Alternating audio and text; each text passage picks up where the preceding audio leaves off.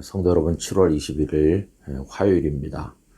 오늘도 주님 안에서 복된 하루를 지나시기를 바랍니다. 오늘은 요한복음 14장 1절, 우리 성도님들이 익숙하게 잘 아시는 말씀을 함께 읽고자 합니다. 너희는 마음에 근심하지 말라. 하나님을 믿으니 또 나를 믿으라. 아멘. 예수님께서는 최후의 만찬을 잡수시던 장소에서 이 말씀을 하셨습니다. 너희는 마음에 근심하지 말라. 하나님을 믿으니 또 나를 믿으라. 듬직한 형님께서 등을 툭툭 두드려 주면서 힘내, 걱정하지 마, 날 믿어, 이렇게 말하는 것처럼 느껴지는 친숙한 말씀입니다. 아닌 게 아니라 이때 제자들은 마음속에 근심도 많고 여러 가지 불안하기도 했습니다. 왜 그러냐 하면 다락방에서 예수님의 모습이 전과는 좀 달랐기 때문입니다. 대야에 물을 떠다가 제자들의 발을 씻기는, 제자들이 볼 때는 이해하기 어려운 행동을 하시는가 하면 너희들 중에 한 사람이 나를 팔리라 말씀하심으로써 제자들이 충격을 받았습니다. 또 내가 가는 곳에 너희는 따라올 수 없을 것이라고 하시면서 이제 어디론가 떠나실 것처럼 말씀하기도 하니까 제자들은 굉장히 당혹스럽고 마음에 근심이 가득했던 것이죠. 그런데 여러분, 제자들이 불안해하고 근심한다는 사실을 예수님께서는 꿰뚫어 보고 알고 계셨어요. 그들의 마음을 다 아신 것입니다. 여러분, 주님께서 우리들의 형편과 처지, 우리들의 마음의 상태를 다 알고 계시다고 하는 게 얼마나 큰 위로가 되는지 알 수 없습니다. 우리끼리는 어떻습니까? 잘 몰라요. 그래서 나중에 이렇게 말합니다. 아니, 그때 네가 그렇게 힘들었니? 몰랐어. 왜 나한테 말을 좀 하지 그랬어. 내가 도움이 좀 됐을 텐데. 이렇게 시간 지난 다음에서야 말을 합니다. 서로 형편을 잘 모르는 거죠. 또 어떤 분은 이렇게 말해요. 네가 말을 안 하기 때문에 나는 네가 잘 지내는 줄 알았지. 이렇게 말해요. 여러분, 우리는 서로를 모를 뿐만 아니라 내가 힘들다고 말해주지 않으면 상대방은 눈치를 못 채요. 심지어는 가족 간에도 그런 경우도 있질 않습니까? 그런데 주님께서는 우리들의 마음속을 다 들여다보시고 우리 마음을 다 아시고 근심하는지 불안해하는지 알고 계시다 하는 것입니다. 저는 이 말씀이 너무나 좋습니다. 주님이 다 들여다보시고 너는 마음에 근심하지 말라 이러시는구나. 얼마나 감사해요. 그래서 우리 주님께서는 내가 목소리를 높여서 목청이 터져라 소리를 질러대야만 우리 형편을 조금 아시는 그런 분이 아니세요. 이미 우리 형편을 다 알고 계시다 하는 것입니다. 그러면서 예수님께서는 하나님을 믿으니 또 나를 믿으라, 이렇게 믿으라고 권면하십니다.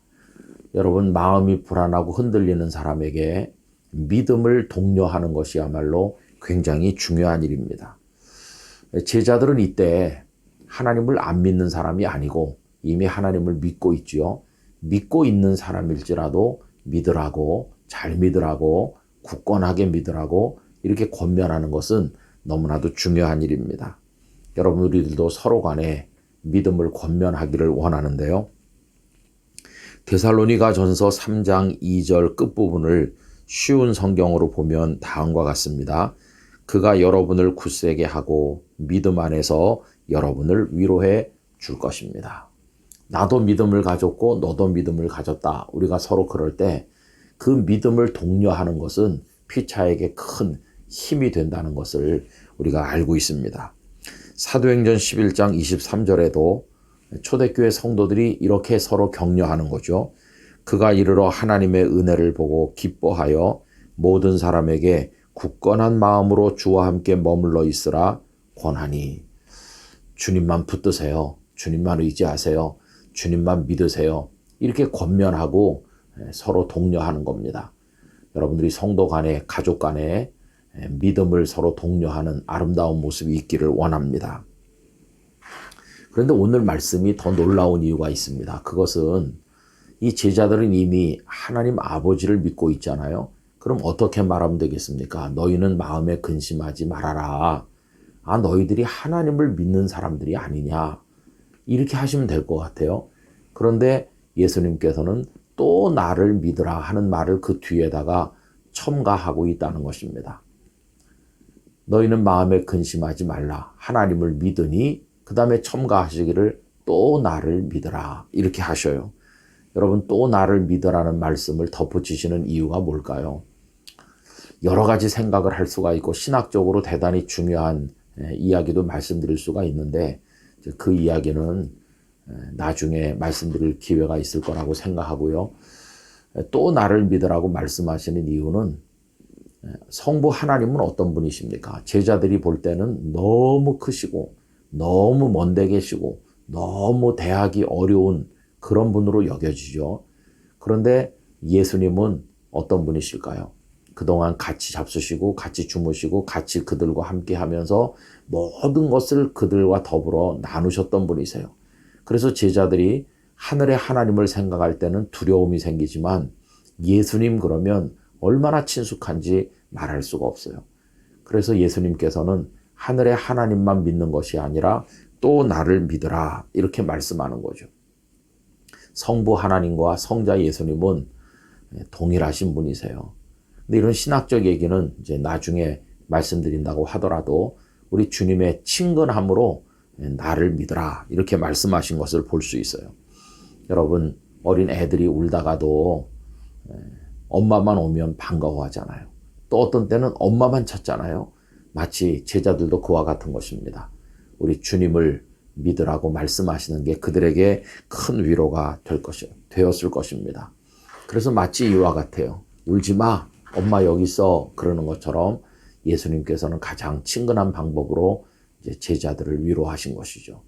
여러분, 우리도 살아가는 동안에 힘들고 어려울 때가 한두 번이 아니잖아요. 그럴 때 오늘 말씀을 마음에 암송하길 바랍니다. 너희는 마음에 근심하지 말라. 하나님을 믿으니 또 나를 믿으라. 오늘도 주님을 믿는 마음으로 평안을 누리시기를 원합니다. 오 거룩하신 아버지 하나님, 저희들로 하여금 근심하지 않게 하시고 하나님을 믿고 주 예수 그리스도를 믿음으로 이겨나가고 더욱더 강건하게 설 수 있도록 저희들의 마음을 다스려 주시옵소서. 예수님의 이름으로 기도하옵나이다. 아멘.